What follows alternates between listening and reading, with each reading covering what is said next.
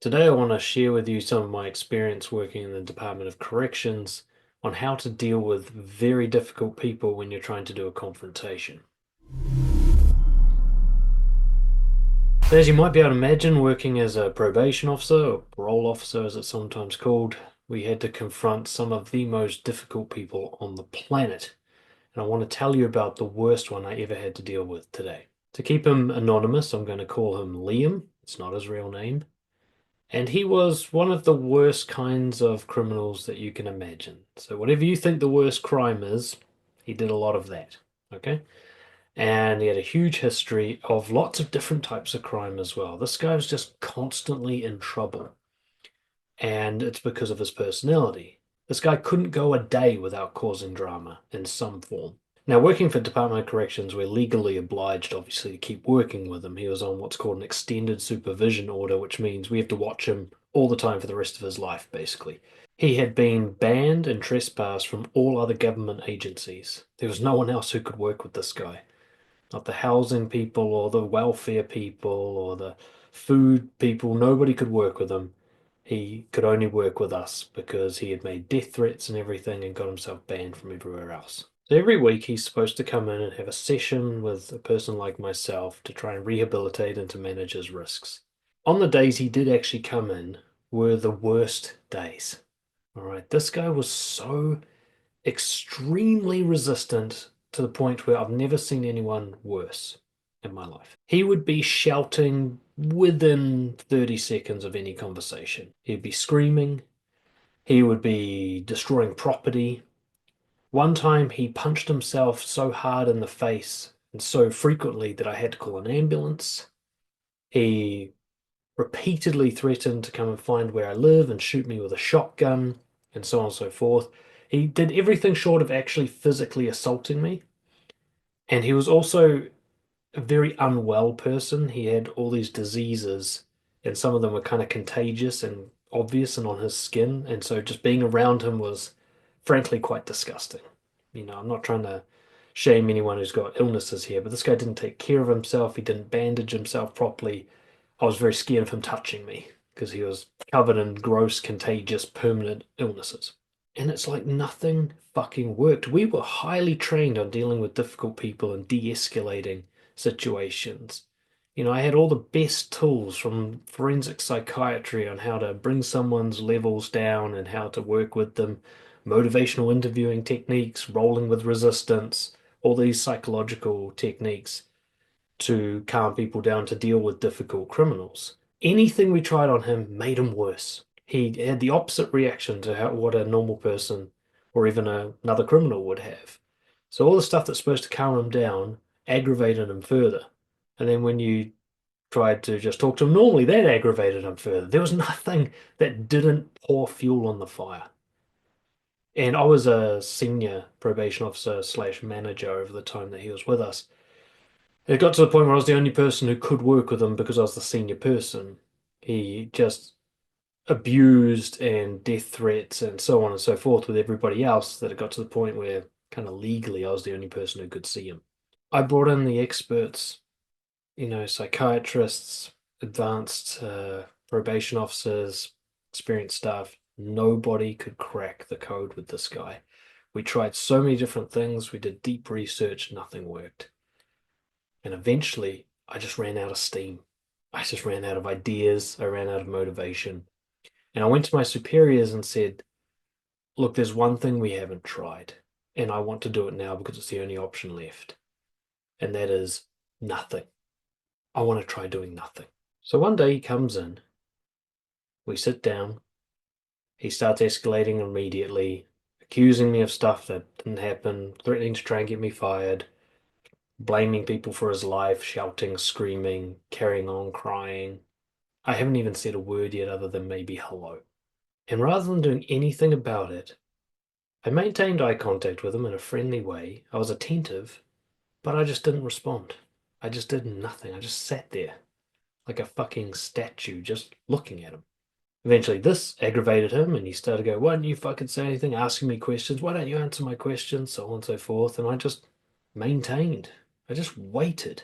I was so exhausted from all my previous efforts with this guy, so anxious about having to see him each time he came in, that I was able to just sit there in complete absence of energy because I had nothing left in the tank. I didn't care if it was awkward and weird. I didn't care if he screamed because he does that anyway. I figured at the very least, I'll save myself some energy by not responding. He's going to do this anyway. At least I don't have to do anything. And what I noticed straight away, within a few minutes, he seemed to start losing steam. Like air was being let out of the balloon here. The volume got down. His rants felt like, he was trying to force it rather than spontaneous. And I just got really fascinated. I'm like, fuck, I think he's calming down. And I waited and waited. It felt like a fucking lifetime. It felt so long. And later on, I calculated it had been about 7 minutes, but weeks went by in that room, right?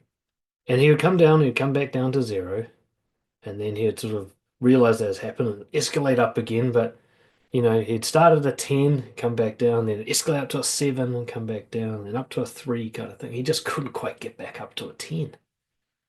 And it's interesting because in previous conversations, I've seen him maintain a 10 for an hour and a half, like my worst days where he just screamed for an hour and a half and threatened staff when he had to call the police and all that kind of stuff. But he just kept running out of steam. And I'm just staring at him, fascinated now. I'm really curious. I'm not disassociating. I'm just not responding at all. He asked me a question, I just didn't answer. He demanded an answer, I didn't answer. He accused me of something, I just let that accusation sit there. I didn't defend myself. I didn't try to help him. I didn't do anything. I didn't even acknowledge what he was saying. Normally, I'd at least do reflective listening techniques. Well, it sounds like this, and I hear that you're saying that, all that kind of shit. I'd tried that shit before, I just wound him up. So I didn't even do that. I didn't even acknowledge that I was hearing what he was saying. And yeah, in about 7 minutes, he just ran out of steam. And then we had a conversation. It was the first calm conversation we'd ever had in like 4 years. Maybe the first calm conversation he had had with a member of corrections in his entire life. And it was a long life in corrections. Now, he still escalated again after a few minutes, and then I just, again, went zero, as I call it. Just turned off everything and waited for him to come back down. And just by this patient, relentless nothingness, he just de-escalated. Now, for him, it was amazingly calm. Now, for another person, it was still pretty agitated. But I walked out of there like, fuck, that's the most progress I've ever made with this dude. And yeah, it took a while, but it always takes a while anyway. But at least this time, I only gave the energy that I felt like giving. I didn't have to force or push or try to make something happen. And it was an absolute revelation for me. I didn't know that I could do that. Now, I'd been frozen before, but this wasn't the same. This wasn't frozen and too scared to talk when you're getting yelled at. This wasn't dissociating, where you just zone out and drift away and try not to be part of it, fight or flight kind of response. It was more like just a curious unresponsiveness. I was attentive, I was there listening to him, paying attention. I just wasn't giving him anything back. There was no fuel for his fire, and the fire fucking burned out. It wasn't a fluke. I tried it again and again, and not only did it de-escalate him the next time, it de-escalated him quicker and quicker and quicker until after a few months, he was calm with me from the beginning. Because I had clearly set a precedent that I maintained that showed him at some subconscious level, it's not worth getting worked up with me. You don't get anything in return for it. I will outweight you. I will outlast you. You may as well just cut to the calmness straight away because otherwise you're just going to waste your own time. I tried it with other criminal offenders who are also difficult. Even better results, even quicker, because he was the worst, right? So the other people responded to it even quicker. I taught staff to do it. It worked for them as well. Eventually, other guys could see Liam, and they'd get the similar kind of response that I was getting. And I just realized this is like a magic trick. And I've since applied it, of course, many thousands of times, including many times in personal situations. You can apply it with the random Karen who yells at you at the bus stop. You can apply it with your partner. You can apply it with your narcissistic borderline parents. You can apply it with anybody who escalates and goes off the rails and usually causes you to get defensive or submissive or apologetic or outraged or whatever. You can just do nothing and outlast them. And it's actually quicker than trying to solve it actively. The key is what I'd call something like the 7-minute rule. This is going to take a while to have an effect. And it's going to feel like a very, very long time. It's going to be very awkward in certain parts. Like if they ask you a question, you just don't answer. That's going to be a very awkward moment between the two of you. There's going to be times where they just scream and storm out, and you just wait for them to come back in the room because it's not done yet. And you just wait. This is about endurance and patience and self-control. The principle here is you will only respond to calm, respectful interaction. You will not engage with anything that escalates. Now, you don't have to do this with everyone all the time, but with particularly difficult people where there's a pattern of struggling to communicate with them. This is the like last resort technique when all the other powerful honesty stuff from my course isn't working. Okay, this is your last Hail Mary that, in my opinion, works every time. You are refusing to fuel the fire. You will have a conversation with someone respectfully. You will sort out your differences. You will address boundary issues and so on, but you refuse to engage with someone who has lost control. Whether they're pretending or real doesn't matter. You're saying, I will never reward you being explosive with a response. You want to send a clear message to anybody that if they get explosive and difficult with you, they get nothing in return. They don't even scare you off. I mean, you stay there and you're attentive. But quite often there's this really awkward bit where they're like, are you even fucking listening to me? What are you doing? Why aren't you talking? They do this thing where they challenge what you're doing. And even then you don't respond. But you don't freeze either. You're not like, oh my God, I can't think of what to say. You're just like, think of it like you're behaving as if it's still their turn to speak, that they haven't finished yet. Even if you just can't handle that kind of awkwardness of holding a silence like that, one thing you can say is, I'm waiting for you to finish. And they go, I haven't finished. It's your turn to talk. It's like, no, you're still quite upset. I'll wait for you to finish. And you just let them blow out the lines until they're totally out of energy. But I'd recommend not even saying that. Just wait. And when there's a long enough silence where you can feel that their energy is coming down and they can't hold this up, then you might say something like, especially if it's the first time, for us to have an interaction, you need to be respectful and calm. So when you're not like that, I'm going to wait until you are. They will escalate again immediately when you do this, probably. That's fine. Because then you're just going to wait again and they're going to get a taste of it right out of the gate. They're going to be like, oh, he's doing it again, just like he said he would. And what they'll start to notice if you can hold on long enough to maintain these escalations and get through them and endure them, they'll see a pattern. They only get something out of you when they're calm and respectful. And every other time, they just don't get anything out of you. You got to keep in mind in most interactions, there's a conclusion they're trying to get to as well that requires your participation. You are withholding that conclusion from them. All right, you are not going to get there with them until they behave respectfully. It's about understanding at a deep level. There's some beliefs you have to challenge. One is when somebody asks you a question or accuses you of something, that you have to respond. You don't.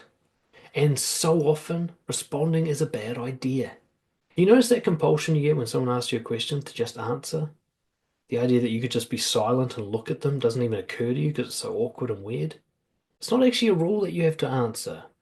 It's actually quite unfair of somebody to ask you a question and force you to talk. You didn't give consent to give your information away.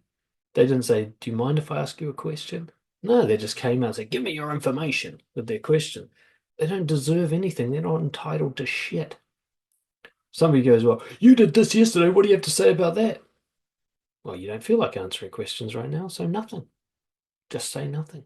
The person who can handle awkward silence the longest wins. Period. And you wouldn't believe how easy it is to do. All you have to do is sit there and not speak and not react. That's it. Now, internally, it's not easy.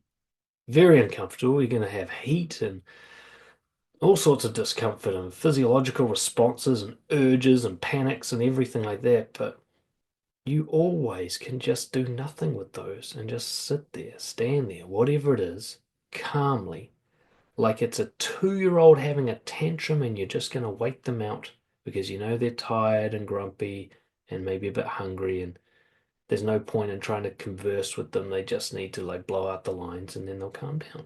Almost like you're curious, like a scientist observing an insect having a fit of rage. Ooh, look at that thing. And you're just waiting for it to finish, and then you'll try to communicate with it. Like I said, this isn't for everyone all the time. If your wife gets a bit heated because you didn't do the dishes, you don't just stonewall her. I'm just saying the kind of person who explodes in order to avoid being confronted and to get their way, and it's clearly like a technique or they have some sort of malfunction where they can't communicate without doing this. This is where you're going to train them on how to communicate with you. One way to look at it is focus on endurance. At some point, they're going to need to eat, drink water, go for a shit, sleep. They cannot do this forever. It might feel like they could do it forever. Some people can keep this going, especially the first few rounds when they're testing you. They can keep it up for a long time. And you think, shit, man, I gotta get to work or something. But if you can set yourself up to go like, I will outlast. I will last long enough that you will have to go to the toilet before this conversation ends. I'll last long enough that you'll get starvingly hungry before I give up. And just know that that's coming. Maybe it will take hours. I don't know how long it's going to take, but they cannot last that long. And you can. Especially if you're prepared for this. Let's say you know you're about to go, say, confront your crazy brother, and he always blows up when you do this. Well, go to the toilet, get something to eat, have a nice big drink of water, get yourself all set, and then go do it. And just go, okay, let's wait. And in your mind, you're not confronting your brother to change his behavior. You're practicing endurance. I hope he goes off. Give you something to practice with. And just look at him, just go, look at him doing that thing. I wonder how long he can last. I bet I can last longer. You might even discreetly set the timer on your phone where you really make this about lasting rather than about changing the person. Because you have to let go. You have to let go of changing them, of making them convinced of something, of making them respect you even. You have to let go of any kind of outcome from their side. That's all this really is. Going zero means zero outcomes. You're letting go completely of winning and focusing on endurance and outlasting instead for your own confidence sake, for your own self-respect. This isn't even about them anymore. They are just your training partner. You got to play a long game. Doing this once won't solve it with a person like this. A guy like Liam, or maybe you've got a super difficult co-worker or whatever who's always like this. Doing this once isn't going to completely turn them around. They need to see a pattern where they clearly calculate like this isn't worth it. Like it's just not worth blowing up with this guy. It never goes well. They need to see consistent, frequent repetitions of this, especially if you've got a long history of being defensive or freezing or whatever else that they're used to. You're going to have to show that this has changed for good. And they are going to test you. Some of them are going to test you deliberately because this has always been like a conscious strategy that they use. And others are going to test you just because they're completely unhinged and this is how they communicate. And they're not even trying to test you, they just can't calm themselves down. But you're going to set the scene with them where they're going to look at you and know straight away, like, oh, it's not worth it. I never get what I want when I blow up with this person. And more importantly, I do get what I want when I'm calm and respectful. This is the most basic sort of carrot and stick style of like counter manipulation I can advise. It's what I call the hassle method, which is you make being disrespectful and difficult and uncooperative a big hassle for them. They don't get what they want. Things drag out, take longer. There's just their life gets worse when they do this. I don't mean punish them, but withhold privileges and rewards. That this is the longest way around for them. Like that's the hardest way to get what they want. And then reward them for being good. So if they're calm, respectful, reasonable, fair, don't be difficult with them. Like lay out the red carpet and take them to their needs being met as quickly as possible. So they get this clear, plus and minus image in their head. Like, okay, if I'm really respectful and calm, shit moves quickly for me and I mostly get what I want. And when I'm difficult and annoying, I don't get what I want at all, and my life becomes a drag and everything takes way too long. It's kind of unbelievable that the biggest motivating factor for humans is not guilt or rage or love, it's hassle. Humans hate a hassle, right? So you make the things you don't want them to do a hassle, and then make the things you do want them to do rewarding. I'm not saying going out there manipulating people, more like counter manipulation. If you have to cooperate with someone and they're being difficult, make cooperation really easy and rewarding, and make being uncooperative a big hassle. I want to finish with a secret trick. This is a bit manipulative, but fuck it, I'm going to share it with you anyway. For really difficult people, one thing you can do is get them to blow out the lines with their big story and all their accusations and their rage and their sidetracks and everything. And when they're finally finished, go, look, I really want to understand you. Can you repeat that? Can you make sure that I've understood? Tell me all of that again. Now, this will wind them up. What you're doing is like just wearing them out. You'll also notice that sometimes they can't repeat themselves very well because they weren't actually making a point that they give a shit about. They were just throwing out words trying to get a reaction.